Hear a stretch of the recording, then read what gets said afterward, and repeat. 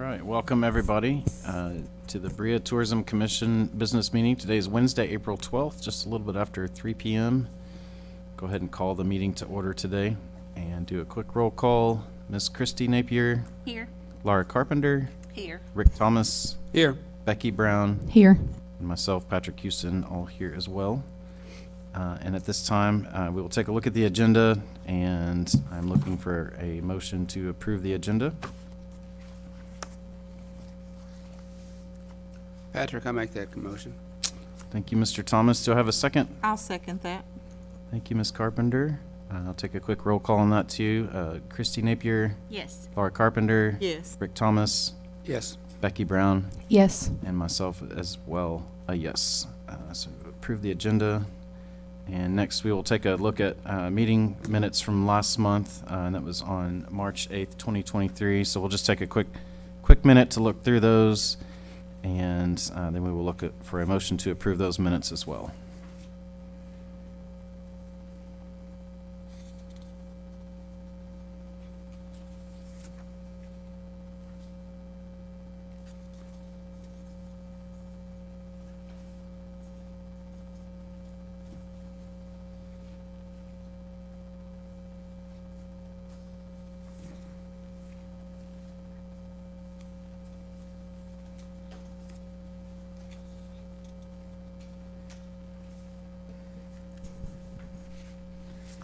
Patrick, I'll make a motion to approve the minutes. Thank you, Ms. Napier. Do I have a second? I'll second. Thank you, Ms. Brown. Any discussion on that? Great. Take a quick roll on that. Christy Napier, Yes. Laura Carpenter, Yes. Rick Thomas, Yes. Becky Brown, Yes. and myself as well. So moved. Motion to approve the minutes. Is Bill voting today? Bill, I apologize. Sorry, Bill. I didn't have your name down, and I'm just reading right off my paper, so I do apologize. Bill, thank you, Bill. And thank you, Rick, for pointing that out. My apologies on that. All right. At this time, we will ask for any public comments. Any public comments? Looks like we don't have too much of an audience today, so no public comments today. And next on the agenda, we have Amanda Olmstead with us from Right Place Media. Amanda, if you'd like to take the stand. Hi, I'm Amanda from Right Place Media. I'm here to present an update on your paid advertising campaigns, but I'm going to pass these out real quick.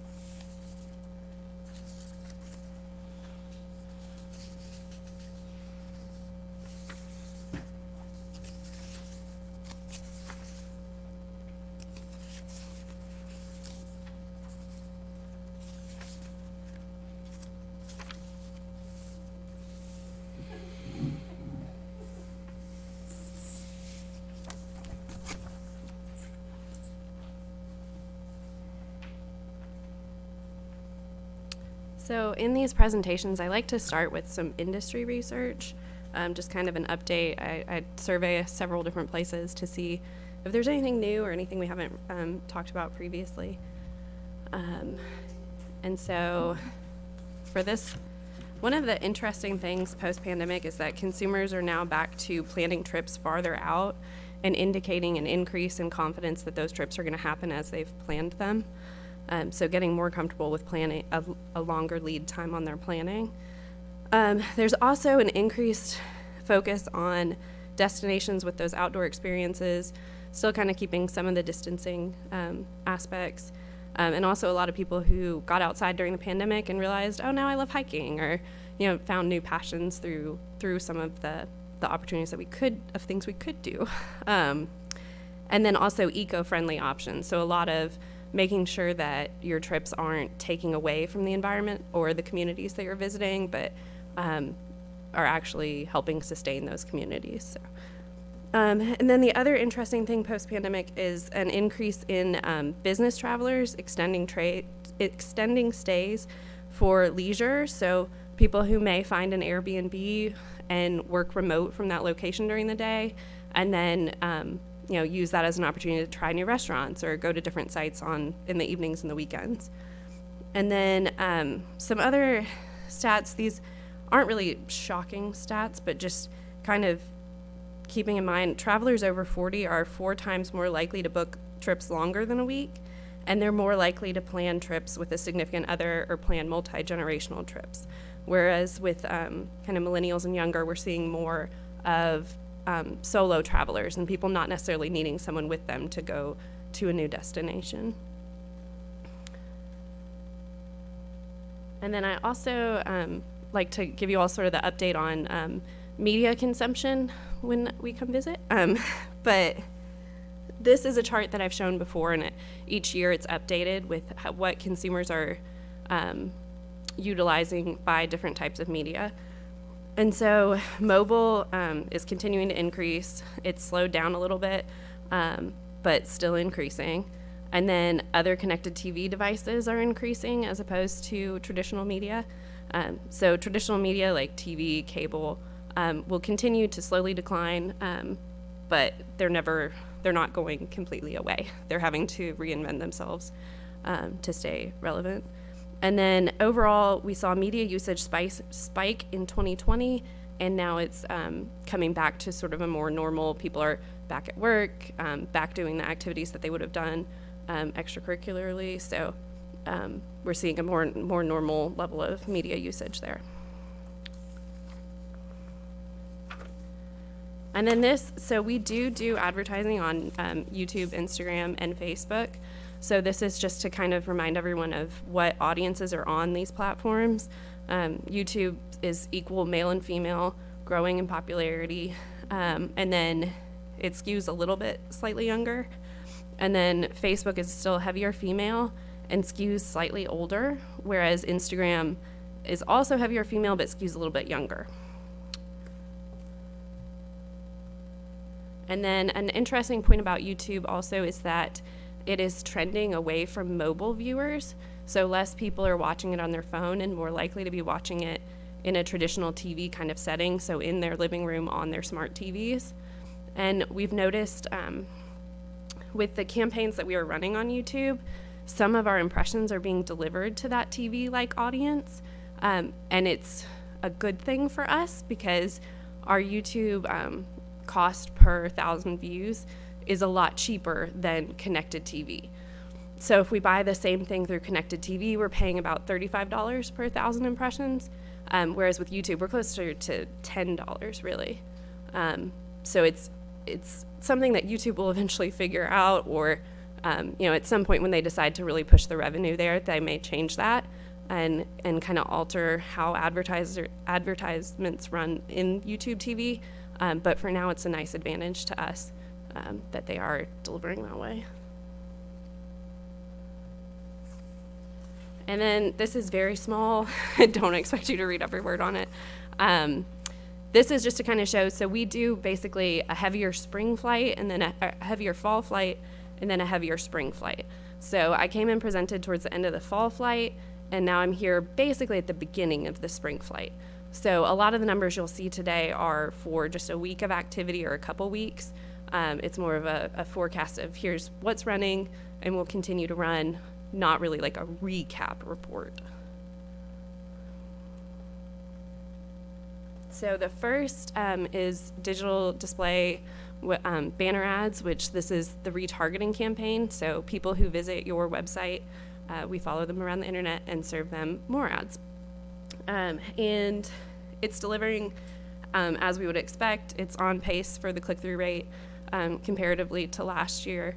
This isn't a campaign where we expect to see dramatic changes. It's just based on the traffic to your website and then serving ads back up to that audience. So, and if at any point you have questions, feel free to stop me in the middle. That's fine too.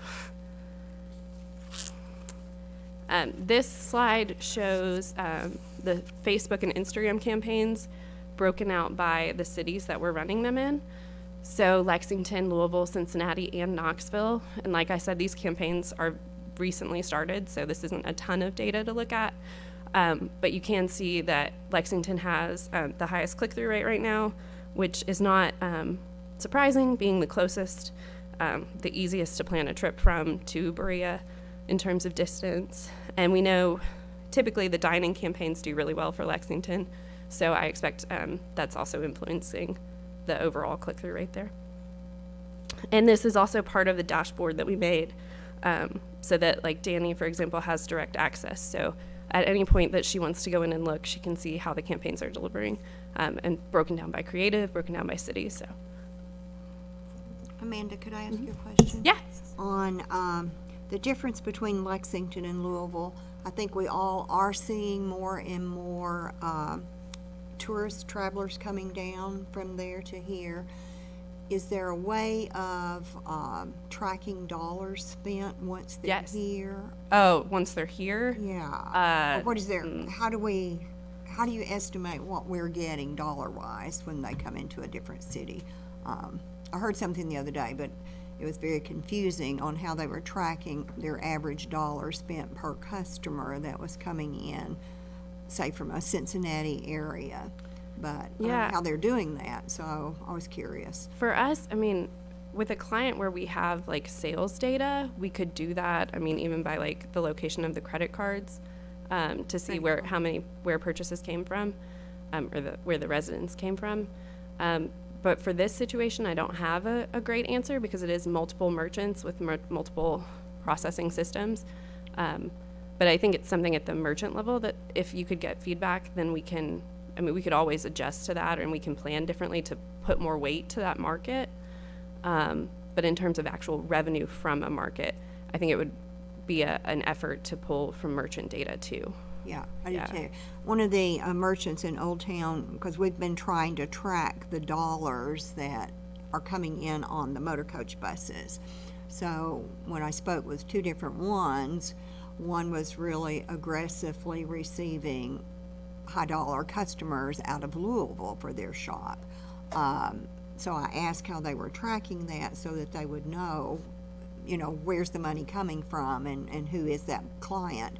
But then Lexington was really much lower than Louisville on the dollars spent, from their records, from both of them. One shop had Lexington as a higher dollar ticket, and then Louisville, of course, was from another. So I just thought it'd be good for us all to track we know who our customers are once they get here, but how much are they actually spending with us once they hit Berea? Yeah. And probably with our restaurants and other areas, we could kind of work with them on knowing credit card sales too, that if we know that they're out of state and they're There's here for a even, day or- just thinking of how we track with different types of businesses, a lot of times like coupon redemption is another way that we can tell. So if we give a specific coupon code to a city, so if there's some way, even if it's not monetarily, it may just track more visits, but if we have a special offer of come to the visitor center and you get a coupon book, or come to the visitor center and you get something, and they have to present a code, well, we could serve a different code to Louisville versus Lexington. That doesn't really tie back to the dollar amount, but it could if then there are coupons in there that are redeemed by Tracking. merchants. So Yeah, I like coupons are a good way of tracking people through their sales process. We could get merchants in town all over to do that, create Yeah. a coupon book, and then we could track. And I mean, especially like because so many of the items here are high quality and not like I would feel a little weird discounting some of the high fine art. Really, you can come up with different ways, like show this coupon for a demonstration of this type of product or something. It doesn't have to be a devaluation of the things that you all offer, because I would feel bad discounting some of these fine items that are well worth what people are asking for them. So Yeah, I like that. Thank you. Amanda, let me ask you, it's a simple question, but what is this media campaign reporting connected TV? What is connected TV? So connected TV is video advertising for people who are not watching on a traditional TV network. They're not watching through a typical cable subscription, but they have a service like Sling, or they have a Roku, which is how they use an app to view programming. Even YouTube TV is a program on like a smart TV. So it's people who are using non-traditional ways of getting video content, and that's where our ads are running. So what's your explanation for Louisville being so much higher than Lexington? Let me go back to it. Well, so connected TV, especially since we're putting everything in the same pool of budget, population will drive some of that impression count. So because there are more people in Louisville consuming more content, then they sometimes will tend to eat up some of the impressions. Yeah, Yeah. and, thank you. And Donna, back to your Louisville comment, I've heard, in talking to the merchants down at Old Town over the past several years, they seem, I guess they continue to report what you reported, is that the high dollar expenditures come more frequently from Louisville than they do Lexington. I think that's been traditionally for the last several years.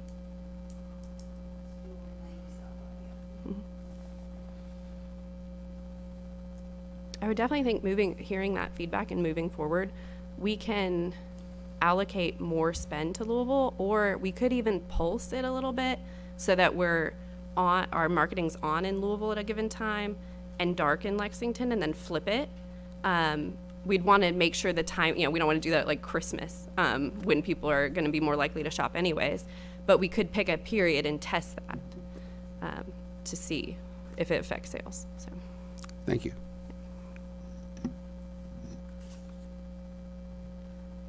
So connected TV, here are the impressions for connected TV.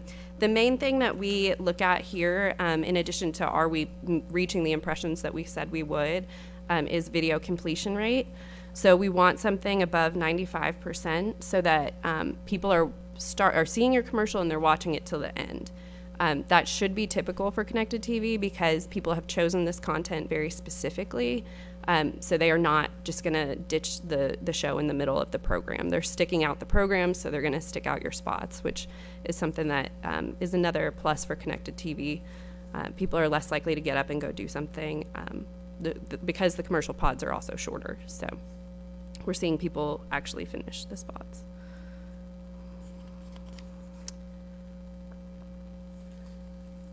And then this is the YouTube reporting. It's a similar situation to connected TV where we're looking to see have we delivered the impressions that we say we're going to, and this campaign is pacing well. And then we also look at video completion rate. For YouTube, it's a little bit lower just because the platform's a little more transient. People are moving around watching shorter clips of videos. But we do expect the completion rate to still be over 70%, and these are doing great. They're over 93%. So everything's good there. And this is another situation where it's the impressions are a little bit influenced by the population size. So that's why you'll see Cincinnati and Louisville higher. In this case, Lexington is more likely to click on the ad. So that's why their clicks by region are a little bit higher. So. And then from here we get into some more of the media that's not just solely digital, but these are placements through Kentucky Department of Tourism that we do. The email newsletter sponsorship was in March. That's what you see on the left, where we're in the middle box. And this email was opened by 54% of the people who received it, and 141% of the people clicked on our ad. They said that's in line with what they've seen from other advertisers, so it wasn't crazy great, but it wasn't, bad. It's in line with what we would expect. And then the Instagram story takeover is something else that we did with Kentucky Department of Tourism on March 9th, where we were in their Facebook and Instagram stories that kind of pop up. It lives for 24 hours on the page, and then it gets saved to a highlight reel on Kentucky Tourism's pages so that when people are flipping through looking at different destinations, we're also in that set of reels. Amanda, we did this last year. Do you have any idea? I don't recall, and you probably won't either, but do you recall if we're similar or we increased on the takeover story? So Better this year than last year? Yeah, we did the email blast. I don't think we did this exact story takeover. Okay. And I do know the last email sponsorship, we were one of the top ads that they'd ever seen. So I will have to go back and look at the two and compare them, because I think there's probably some learnings there. Because I remember them Kentucky Tourism making a lot of comments that one was like spectacular. So I do want to go back and look at them side by side. We did get a lot of comments on that and write-ins about it, so I think it was good. And the next few slides are just showing some of the creative that's been running this spring or will run this spring. In most of them, we've done the green, so bright, lively, very spring-like. And something we've transitioned more to doing is including like L&N Day and the Berea Craft Festival, so calling out more event-focused things, especially because some of these issues that we've chosen to be in are specifically focused on upcoming festivals, events, event guides. So we want to make sure that in addition to having listings in those guides, we want to call out the events in our ads as well. And then here's another set.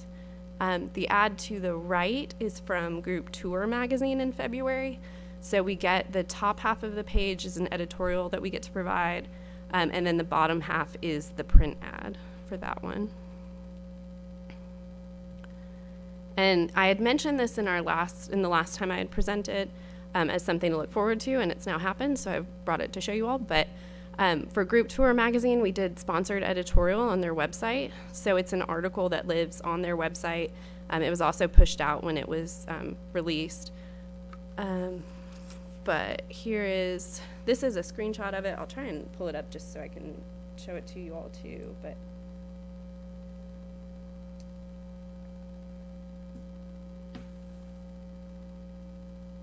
so we have the whole article on the page with lots of photos.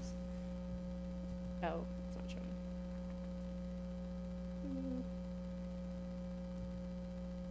Well, we'll email out the presentation and y'all can click on the link and go through it yourselves. But it's very nice. It walks through several different sections in the article, telling people what they can explore, what they can dine and do. And so far it's had 326 page views to date. And then also the visitors are spending about 2.5 minutes with the story, which it's not a very long story, so that they're really taking the time to read it is encouraging. We don't want people who just click on it, see the pretty picture, and then leave, so it's nice that they're reading the full article. And that's all I really have today. I also included the digital media terminology appendix just so you have that as you're looking at this. But if you have any more questions, I'm here, or you all know how to reach me. So. But Any questions for Amanda? Comments? Amanda, I want to just take a second to say, you may be aware, I can't recall, but we had a young lady from one of the magazines that called, and we had purchased an ad through them, of course, but then she called back and she did a complimentary ad for us hosting all of the festivals, including the Spoonbread Festival this year. So we had real pictures, real color, and it was a complimentary ad from us being a great customer. So we were able to do a full festival event type thing for everyone here in the community. So it was really a nice plug. So thank you if you had anything to do with that. Amanda, I've got one question. I don't, in our media plan, we're currently not doing any traditional TV advertising, correct? correct. We're getting ready to work on our budget for next year. Would it be your company's recommendation that we can continue not to do that? And continue with the same mix that we are currently using? I always like to reevaluate all the options. It is not something I would lean heavily towards. I don't think I would very seriously consider it, but I do always go back and look at the options, even if it's not a traditional spot schedule, but something like an interview mention for an event or something. But typically, I think that we can do through connected TV and YouTube what we would have expected from traditional TV at a much more effective cost for your all's budget. So I would still, my instinct at this minute would still be to lean towards YouTube and connected TV pretty heavily versus traditional TV. Okay, thank you. Yeah. I did have a sales representative that called on me and made the comment that connected TV is actually more productive than actual TV by 33%. Do you agree with that? I would believe that, Okay. yes. It's such a more efficient cost, and you're able to reach. If you don't know your target, traditional TV might make sense. But if you know who you're looking for and you target them specifically, connected TV is so much better at doing that than traditional TV would be.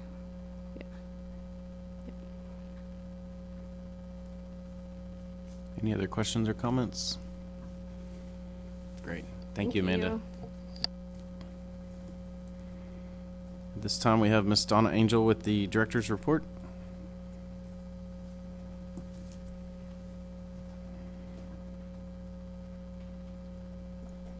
Thank you, Patrick.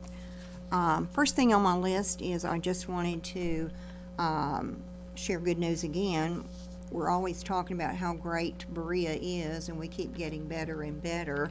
But one of the tips that come out from the state tourism on their newsletters every month was just a good piece on highlighting all of Kentucky on the recovery piece that we've made in the last 2.5 years.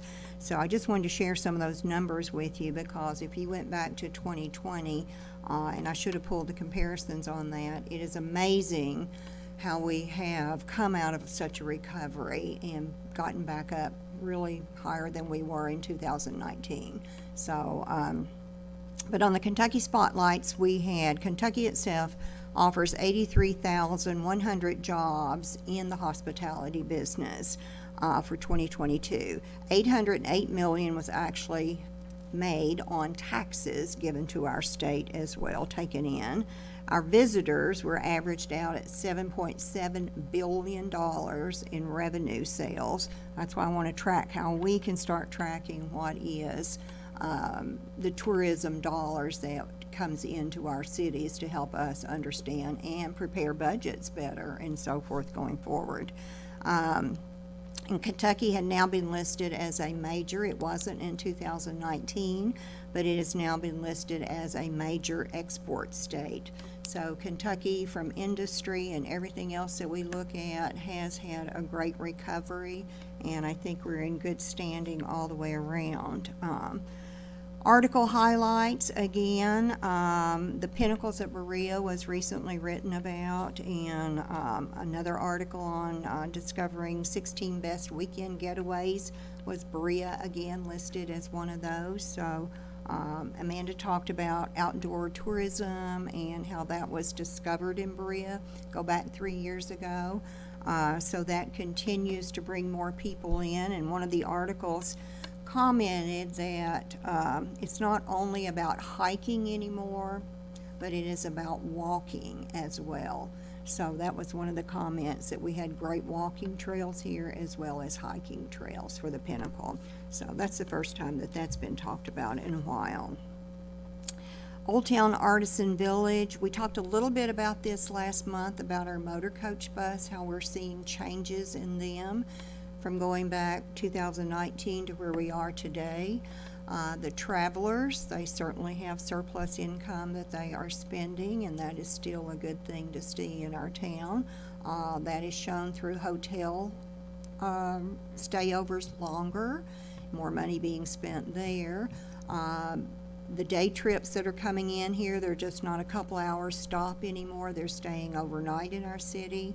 So I think that's amazing right there. But they want more. The group tour leaders now are looking for more activities to entertain them while they're here. They're not just dropping them at a hotel and going off. They really are asking us, tourism, to step in and prepare an agenda for them. You know, if they've got 6 hours, then they want us to plan that 6-hour visit here in Berea.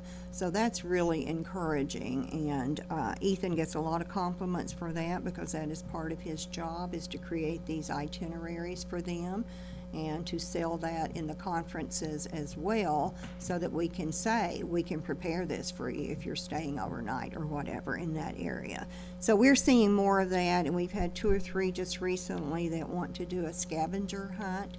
So Danny and Ethan, I think, worked together on creating different artist locations and shops in town to create a little scavenger hunt for the merchants as they stop, and where they will shop and collect different things or take a photo of something, and then prizes are given away, you know, once they do that. So they're getting very creative, but the most popular one, I think we've done 3 so far, have been the mystery tours, where you signed up to take a tour from Kansas to Kentucky, but they don't know where they're going once they leave Kansas, you know. So they may tell you you're on a 7-day trip or whatever, so every day is a new trip stopping somewhere for them. So that's kind of fun. We've enjoyed that as well, and they just love Berea, so they're just excited to see all the different things, and I think that's a new thing that we're going to have to pay more attention to as well, as finding more creative things for them to do and more classes to take. You know, Liz is excited because she'll be able to do a 2-hour workshop class for some of them that are now staying 4 hours in the afternoon or something like that. So we love it. Today we have an influence writer that is staying at the Boone Tavern, and she and I will be out this evening doing some things and seeing town, and she's going to be writing about that on her own. It is not a paid thing. She chose to come to Berea after meeting with the Kentucky State Tourism, Mike Mangiat and his group. So we're extremely honored to have her here, and she'll be leaving tomorrow, but we'll be out and about doing some things, and that's quite a bit for them to come here because they get paid major bucks to do that. So, but we're excited about that today as well. Agricultural tourism, we talked a little bit about that in 2 meetings back. Sustainable Berea, many more gardens are popping up in town, and we're getting more and more information to share around town about the garden beds and sustainability and different programs that are kicking in through Grow Appalachia and the farmers market as well. So you're going to see us out doing more of that type of content and work as well this spring and summer, because I think we're seeing in every magazine ad, Amanda can probably tell you, there's great interest in farm to table and different places that they can visit and, you know, have really great home garden foods being served in a city as well. So I think we're going to do more of that as well. Just to bring you up to speed, the farmers market is back at the pavilion. Summer hours are here, so they'll be back under the pavilion and doing their Saturday markets. I think they started back last week, so we're excited for them. They'll be adding a lot more different events going on with them, partnering with other things on Saturdays now, so there'll be more children's activities, and there will be more special creative artisans that will be on hand, along with musicians that will be performing at the farmers market. So that's a nice touch to add different things for the farmers market, so we hope you'll continue to go out and support that on Saturday mornings. On the toll building, we still do not have, we're waiting on one more correction, and that's merely for the engineer to sign off, stamp off on the plans. We do have the 4 corrections made, but we're just waiting to get that, and then we will be ready to put the renovations out to bid on that. The music concerts, our first concert will roll out on May 20th. And that will be at the pavilion. We were planning 2 concerts up there in May, but there's so much going on with graduations and other things that we wanted to use the facility and offer that as well for other things. So May 20th will be our only concert that we will have at the pavilion for May. And then we'll get into June with a couple more there. Berea Craft Festival, we are moving along on that. Everything is nice and smooth. As of today, I think we had 82 booths filled out of 110. So that's really awesome right there. We are lacking 2 golf cart drivers for that weekend. So I see 7 people sitting here, 6 people. So if you'd like to sign up and help us out for a day driving the golf cart around, that would be great. We park the vehicles in a field across from the Indian Fort Theater. So we prefer that nobody crosses on their own down there. We do keep a guard down there, but we use golf carts for running people back and forth. So if you'd like to sign up, that would be awesome, and we would appreciate that. If not, I won't hold anything against you today. The electric sign for the pavilion, Mr. Nolan did send us 3 locations. I forward that on to you where these existing units are located: Waco, Somerset, and London. And Jay also has put in his email that he would be more than happy to meet us there, or to also tour his sign factory in London as well if we choose to do that. There are things on our electric sign that we want to pay attention to when we're looking at these locations. And that, of course, is the mounting, how they're put on there, the weight of the signs, and things like that, so that we can be assured that our sign structure would hold the amount of weight of the 256 pounds of our 3x10 sign that would be going at the top of the pavilion. So I currently have April 28th on a Friday that I could take 3 people. If any of you wanted to go with me, that is kind of the day that I've selected to meet Jay and see some of these. If not, I can do Saturday as well for another group if you would like to travel and see some. If you don't, I will take photos and gather all the information that I can back, and then Jay will come and present to us at the next meeting as well. I would like to invite you over tonight after we wrap up here, if you have a few minutes. CASA will be placing pinwheels on the City Hall lawn because it is that time of the year for them. So it's just a short visit, and they'll be putting out and doing a photo shoot celebrating that event. I sent you emails on Berea South Ignite, inviting you tomorrow night from 5 to 7 to their new showcase for the school. If you can come, please email me.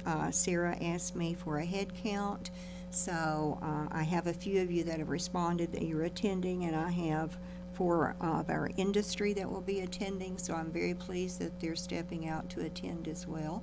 But if you can, that would be awesome to have you there. If not, we understand. I would like to also announce to you that the Kentucky Guild of Craftsmen, as we all know, I think we all know, their building has sold their location. However, they have moved down into Old Town, into our city-owned cottage, and they are currently moving in there. I hope that everyone will stop by when you get a chance and just make them feel welcome, and we want to do all that we can to reach out to help them restructure and to carry on and continue the history that the Guild has been for many years. Some of us forget the Guild was here first before tourism, probably. So we owe them a lot, and they are a part of our city, so we do want to step out and support in ways that we can all do to help them build better. Last thing on my agenda is I want to remind you of our budget work session on Wednesday, April 19th, 5 o'clock to 7 o'clock. And this will be at City Hall in the basement conference room. So please, I think you have it on your calendars already, but it's just a reminder. That's all I have for you today, so I will take any questions if you have any questions or concerns. Donna, I'd just say, I'm sure you guys have probably already thought about this, but in your stuff that you put out on all of our channels, tell people where the new Guild location is. And also, I think we have a couple of new people down in Old Town. We do. People are always looking for what's new. And if we could help those people that are starting out, they probably need to boost. I agree totally. And we will be doing an interview with the Guild, and they'll be our blog story, so we certainly do. And the 2 new artists, as quickly as they're ready, we want to highlight and promote them. And we're extremely pleased to have new artists move into our city from out of state. And you can see some of their work in Becky Brown's shop right now, but it's great to see new ideas and great work presented in our city as well. So, thank you. Thank you, Donna. All right, next we have Miss Nancy Conley, Berea College staff, with the operations manager's report.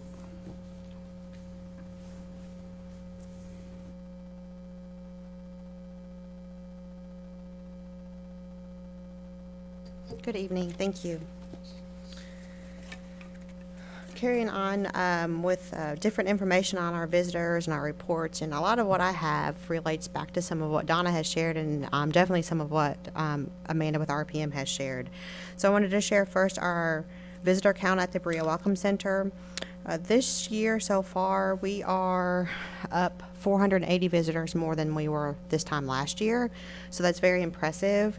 The marketing strategies and things seem to be working quite well. March alone, last March we had 1,143 visitors, and year to date is at 2,272 visitors. So both of those are up compared to each of the last 5 years. So that's really nice.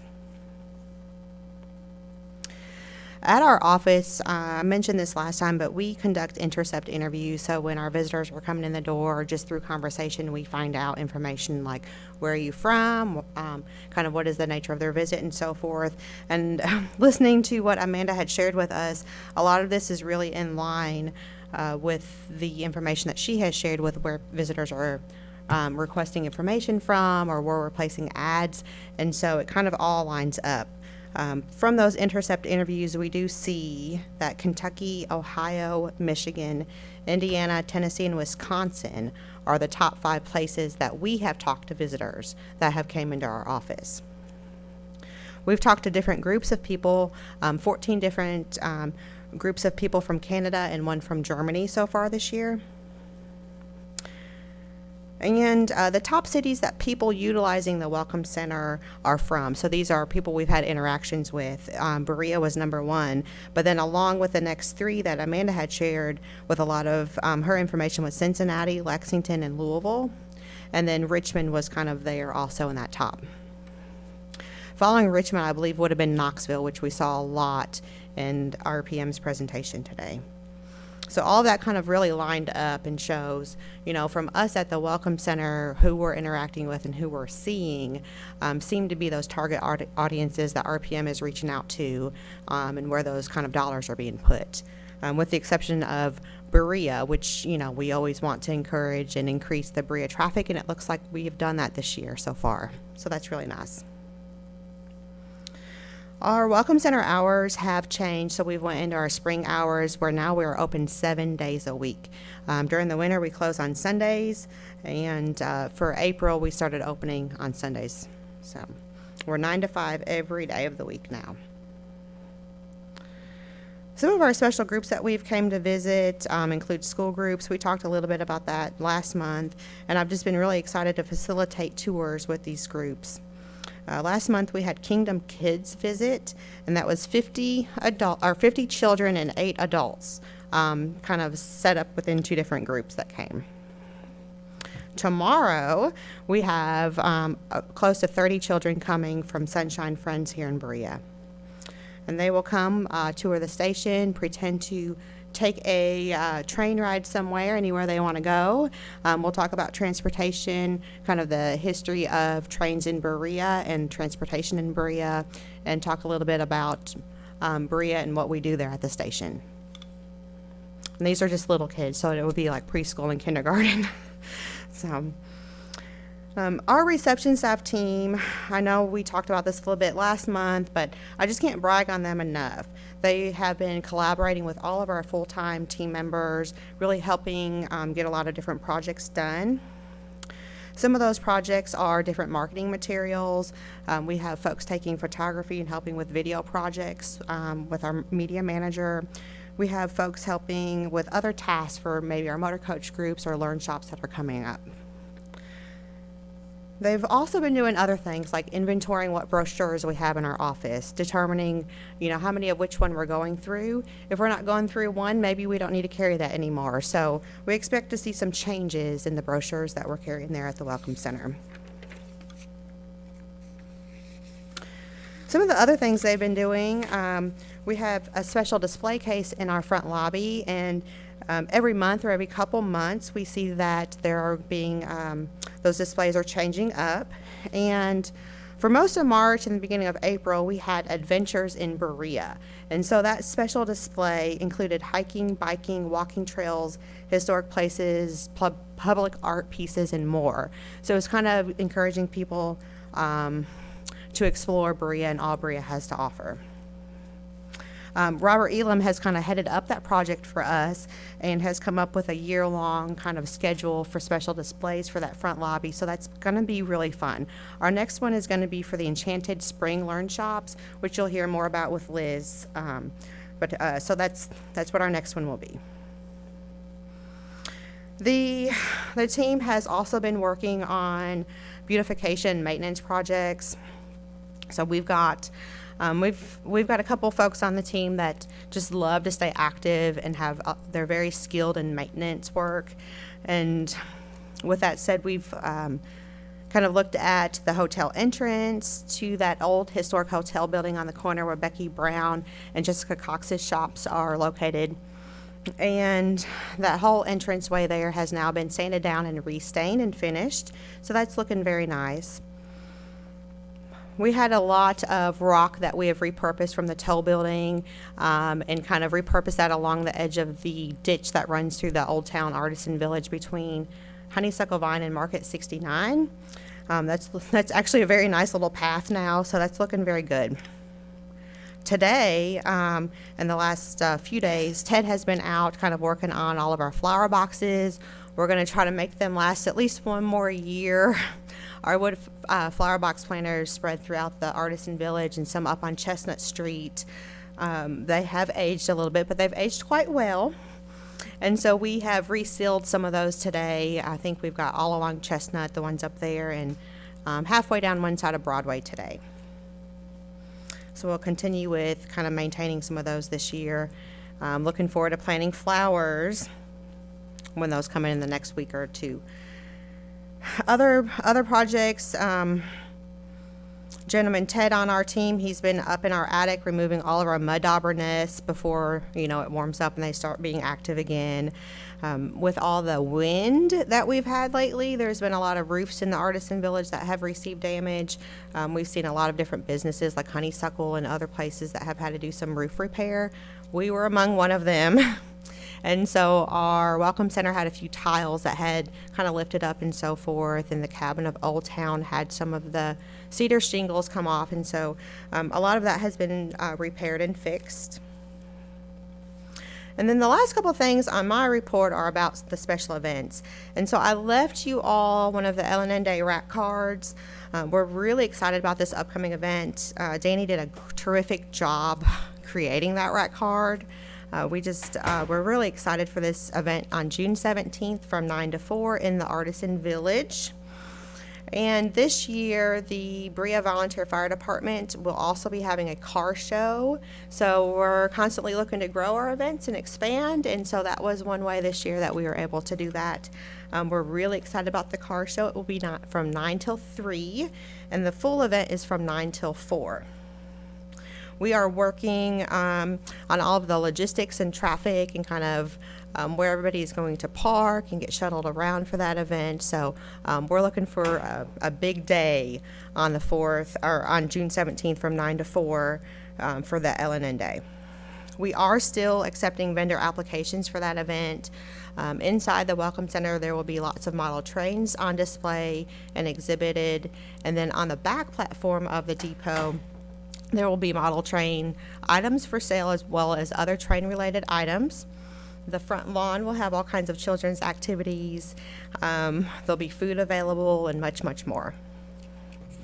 And then the craft festival, as Donna had mentioned, that seems to be coming along quite well. I'm excited that I'm able to collaborate with the team on that planning and coordination of that event.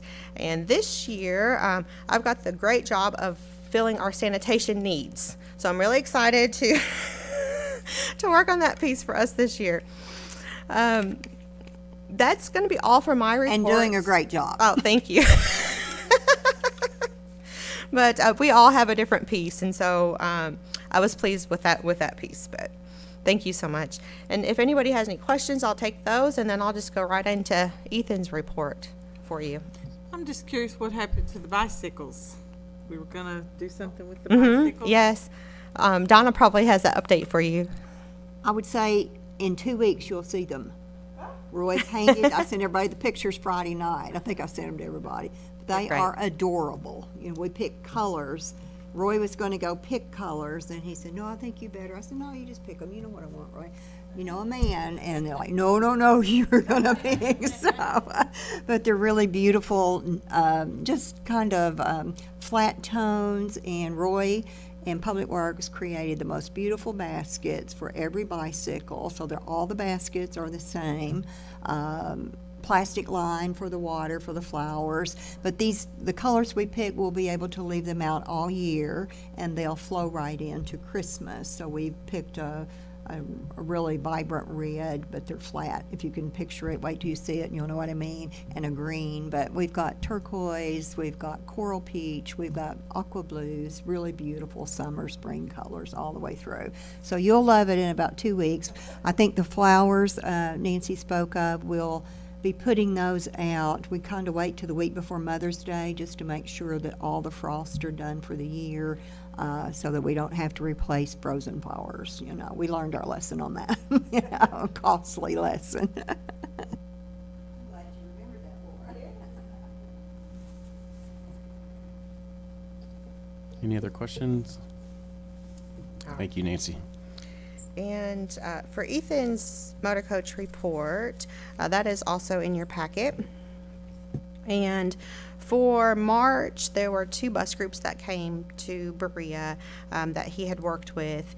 And one was Greene County Schools. And in your packet, Donna had, or Ethan and Donna had enclosed a sheet that looks kind of like, that looks like this. And it had number 1 through 7 on there. This was used, I believe, with the Greene County Schools. And what had happened that day when they had visited, they had a couple hours to explore the Artisan Village. They were watching a demonstration by Becky Brown, and while one half the group was watching the demonstration, the other half was busy with a scavenger hunt kind of public art tour where they had activities to do at different stops and places throughout the Artisan Village, somewhere they could easily walk to. And so it was very hands-on for them, and they loved that experience. The other group was came from Miami, Florida, and that was a great group. They came to us from Cumberland Falls and just had the best time at Cumberland Falls, and so they were running late when they got to us. They got to the Artisan Village a little bit after 5 o'clock one night, which was about an hour behind schedule. But we had a great time with them, and there was about 4 different shops that had stayed open in the village to help them to kind of stay open for when they showed up. And they had the great shopping experience and had just the best time looking around and enjoying all the public art that we have as well. So they stayed busy and had a really good time. In April, there are 6 different groups coming in April. 2 of the groups are the Colette Tour groups that he has coming, and we've worked with those in the past. And those Colette Tours, they will come and from Lexington. They actually have a trip where they go to the Smoky Mountains and they stay overnight in Lexington. And On the night that they stay in Lexington, they actually come to Berea to have a wonderful lunch at Boone Tavern and to watch artist demonstrations and to shop in Berea. And then they return back to Lexington to stay the night, to go back on down to Smoky Mountains to continue on with their trip. So we are excited that we get them out of Lexington and into Berea to spend the day with us. So that's always a great day. So we've got them coming on the 16th and the 30th this month, and I believe there's a lot more dates coming up in the future. Today, Ethan was not able to be here because he is with that Citizens Progressive Bank group with U.S. Tours. And I believe that this group actually extended their schedule here in Berea, and they went to So Yum Candle today. They got a step-on tour of Berea. They've been up around College Square and at the Log House, and now they should be in the Old Town Artisan Village enjoying that area of town. Later this month, he has RJ Tours coming for another step-on tour and some shopping experience on the 18th. The 20th, looks like GTB Travel is coming to also do some shopping. And then April 21st, we'll have Irish Rose Travel in Berea, and they're going to come from Michigan, and they're looking forward to watching some working artists and doing some shopping in Berea as well. So in addition to these bus groups, he's mentioned that Ethan and myself will be attending the Southeast Tourism Society Conference in Huntsville, Alabama. We will be going to that April 17th, and we'll return on the 20th. And we will have close to 20 appointments at that show. And so that will be a motor coach convention. It used to be Travel South, but now it's the STS Domestic Showcase. And he said, lastly, he wanted to mention that he has expanded working with school groups and has recently added 2 more school groups to his booked buses. He's thrilled to be able to provide educational opportunities to the students, and he looks forward to updating you all on his progress. All right. Thank you. Thank you. We have Miss Liz Todd up next, our media manager, with the report.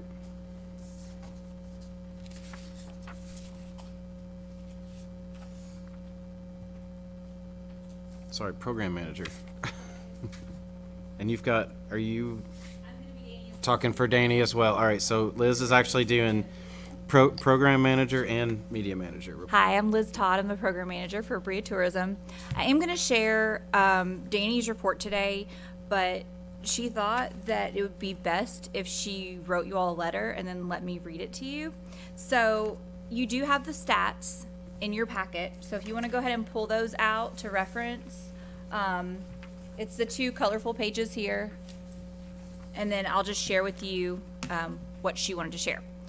Good afternoon. We had some great social media results for March in terms of reach and engagement. While the reach of 40,576 may seem low compared to previous months, it's important to remember it's a month with no paid marketing.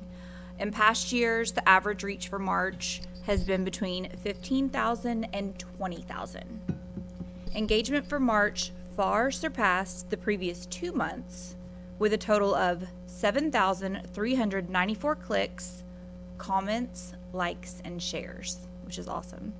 Our spring paid marketing cycle begins this month, April, so that extra visibility will support us even more in our goal of gaining new followers and transitioning them into loyal viewers of our organic content, which will continue to focus heavily on upcoming events, local businesses, attractions that Berea is most known for in terms of recreation and history.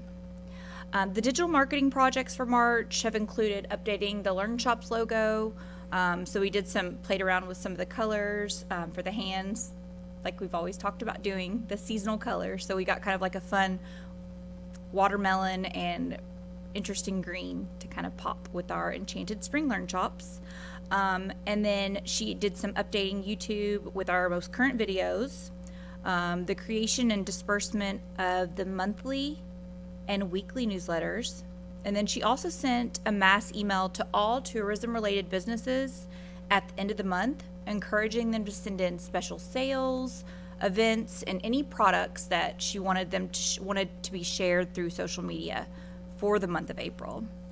And then as far as the print marketing goes, the main focus there has been ordering posters and rack cards for L&N Day, the Berea Craft Festival, and of course our new brochures, which have been sent to print and should be here anytime. Thanks to the codes department, we're able to print a few large scale maps, one of which is on display in our Welcome Center, so stop by and see it. It looks really, really good. And it's going to be able to help our Welcome Center direct visitors that come in for information. They can take a photograph of it, we can walk up to it, it's bright and colorful, and we can show them exactly where things are located. That's very nice. And when you walk into the Welcome Center, that's right on the right-hand side on the wall there before you step into that second room. So come on in and check it out. Her letter didn't say that.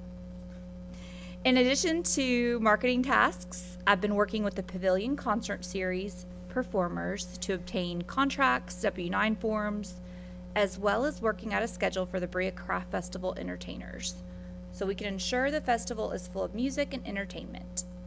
On the second page of the report, this one, you can see where we are with our annual goals of engagement, new followers, and video production, all of which are trending beyond where I expected to be at this point in the year. I'm looking forward to see how creative we can get and grow in each of these categories through the rest of 2023. And then she says if you have any questions about her goals or projects, that feel free to reach out to her. And her email address is danny@visitberea.com. And she said thank you and have a wonderful week. So please reference these. Again, this was that second page and the first page.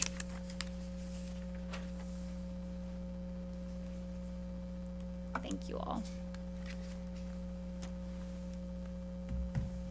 So now I'm going to step into the role of program manager here. So we have our glass blowing weekend, which is all set for this coming weekend with Michelle Weston. She's doing the birds and the bunnies, and that is completely sold out, which we're very excited about. We did a new approach as far as listing these tickets because we wanted to keep it we wanted to have a more exclusive feel because the classes are limited. It's a smaller class size. It's only 2 morning sessions. So what we did was we emailed the people that have attended her classes before we sent a mass email or started doing our big promotional materials.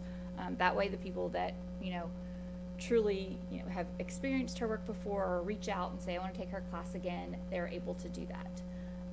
So that worked, and we're excited to see what she creates this weekend with her attendees.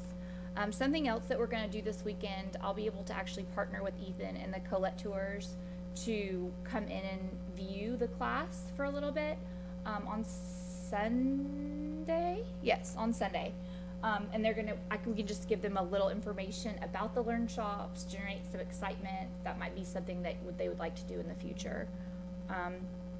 And then our Enchanted Spring Learn Shop, which is going to be out the last Saturday and Sunday of the month, April 29th and 30th. We're very excited about. We have 22 classes total. We have 10 new classes, 2 new artists.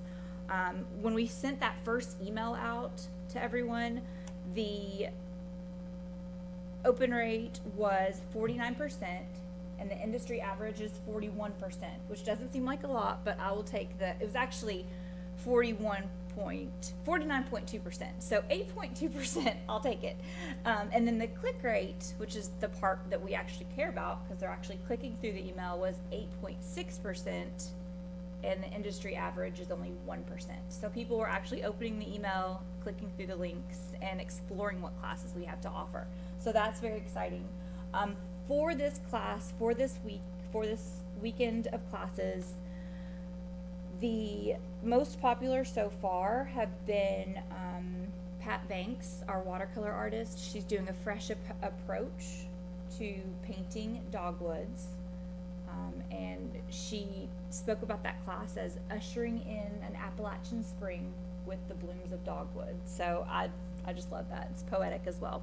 And then our second trending class is Mary Lee, and she's doing a master class in millinery fascinator making.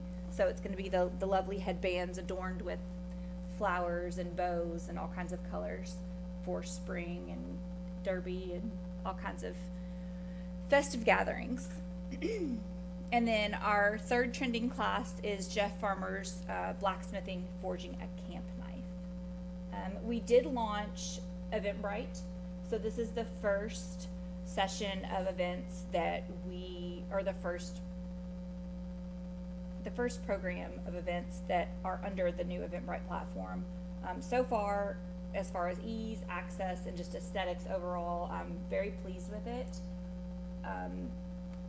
The numbers that I've gotten from the website show that the direct traffic, which means people that went to Eventbrite to view the tickets or to purchase tickets, that's at 41%. So that's just from our marketing and emails sent out. And then people that were actually on the Eventbrite website searching for specific classes that we're offering, the people that purchased from that were at 59%. So it's interesting data. It shows you how big of a platform Eventbrite is and hopefully how fruitful that could be for us in the future.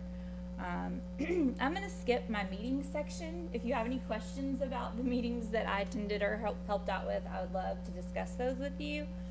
And then the last but biggest is the Festival of Learn Shops planning, which we've been working on, and that is July the 21st through the 30th. So far we have 11 new artists. We are exploring a lot of brand new mediums that we have not had since my tenure here, which is photography, stained glass, scratchboard art, which is amazing. If you don't know about that, Google it because it's really cool. Leather making, fiber arts, Appalachian music classes, several other classes that are music classes but in different formats. So we have an instrument making class, we have a class where you can learn about music, and then we also have a class where you're learning to play music as well. So we've had a lot of requests for more music classes, so we're trying to focus on that. So really a lot of what goes into the Learn Shops is reviewing those proposals, fine-tuning those, making sure the wording is just right, making sure the content is going to be exactly what our Learn Shop attendees expect, and then of course the logistics, finding space, making sure that everything is going to flow smoothly for that 10-day session. So we're very, very excited. That is what I have from a program manager standpoint. What questions can I answer? Liz, thinking of space. Yeah. Are we in a crunch for space? We got enough space? I am always excited when there is new space that I have access to. I mean, if we had new space, you could fill it. Absolutely. Okay. Yes. Liz, Yes. your glass blowing weekend, how many sessions is that? So it's 2 morning sessions because as soon as it starts to warm up, it gets a little extra hot. So it's 2 sessions in the morning, and there's only 4 tickets available for each session. So super, super limited, just 8 people total. Okay, thank you. Do you want to share a little bit about Michelle's renovations? Yes, so Michelle Weston has done a ton in her space. I'm so used to popping in and out, I forget that other people don't see it every day. So if you have a chance, go pop into Michelle Weston's glass blowing shop. It's on Adams Street, right next to Apollo's. She has actually created a space. It's a pretty tiny space, but she has made it seem wide open somehow. She's created a space where you can actually walk in. She still has her items for sale, but there's also a viewing gallery. So it's a big glass open window so people can see what's being worked on, the big kiln and the glass, and they can sit and watch without being super hot or getting burned and staying safe. So it's really, really cool. And like I said, however she's done it, it feels very wide open and bright, and it's what people want. So stop by and watch her do some work as well. Liz, I got one more question. Sure. You said kiln, and that popped a question in my mind about the old Guild location. and upstairs at the Guild building, there were kilns. And I don't know who bought it. Maybe you do know, Donna, but there's equipment up there that could be useful to us if they haven't, whoever bought it didn't have use for it. There will be a live auction with all of the merchandise or equipment that is left in the Guild's building as soon as they vacate and the sale is done, which probably is done by now or very close to it. So, but the Guild is going to be auctioning off, live auction, all of the items that are left, the kills and everything upstairs, tables, chairs, all the equipment. So, Yeah, we can- I think there's maybe some interest that we should examine if there's some of that stuff we might want to bid on. agree.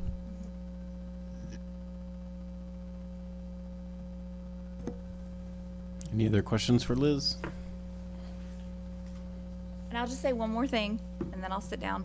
We have a super exciting collaboration coming up, and it did not happen in March, so I didn't share it, and it hasn't happened yet, but we are collaborating to create a brand new class that will be very fun and people will be very excited about. So stay tuned for that. Thank you, Liz. Thank you. All right.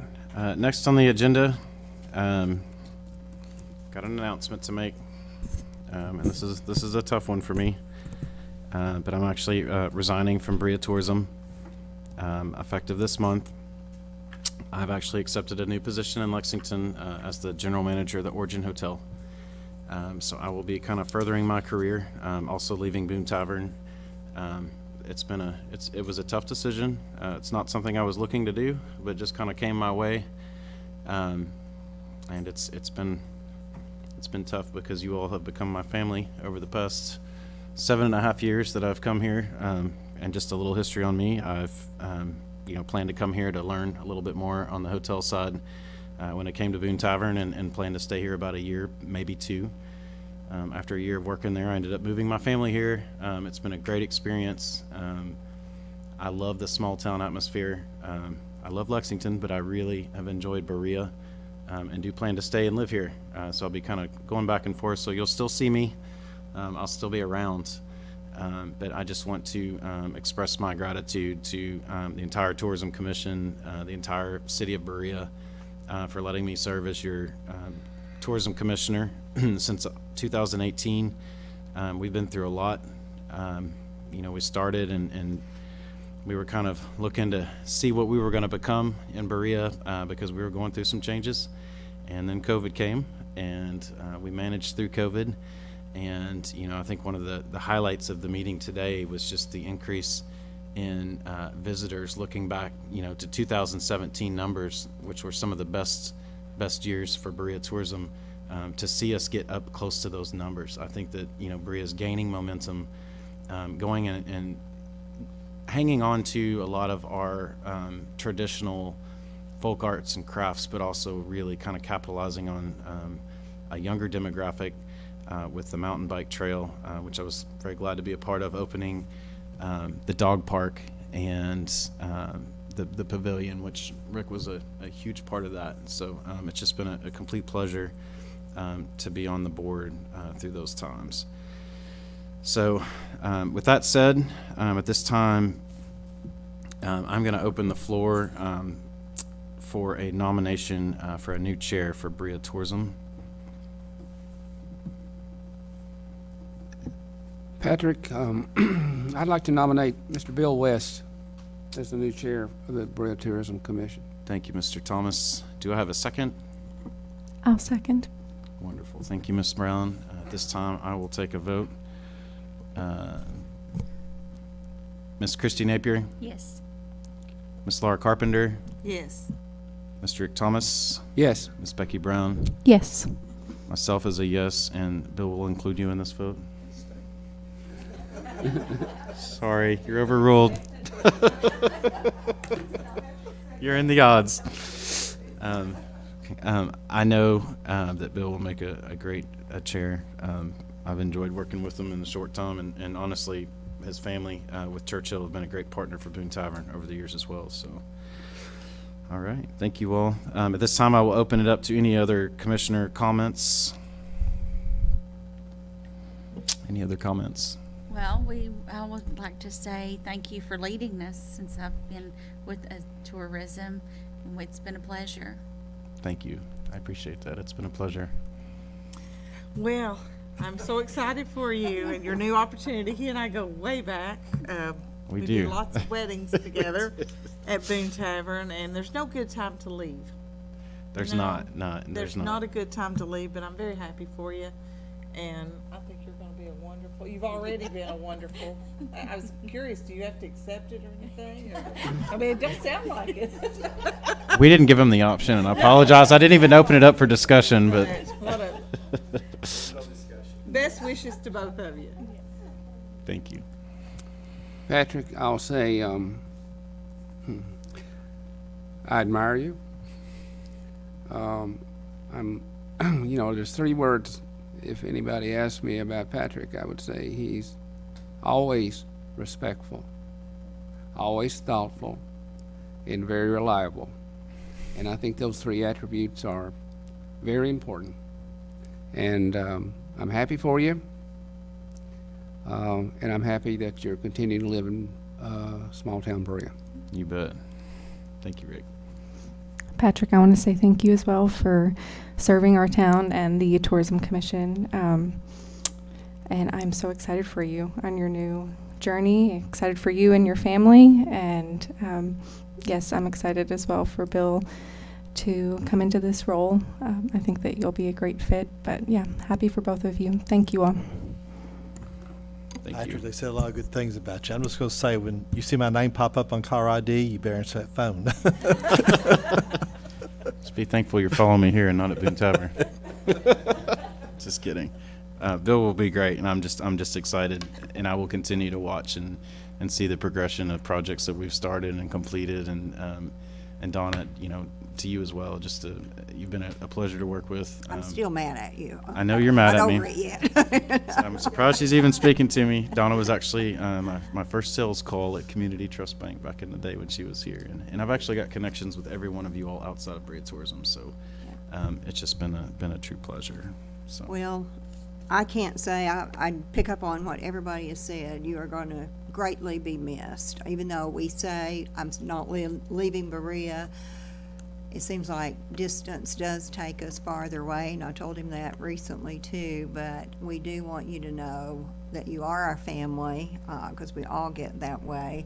We work more together than we're at home sometimes, but I've loved everything that we've ever done together, and you've always been, as Rick said, the most respectable professional person that we could have ever had to lead, and we thank you for that.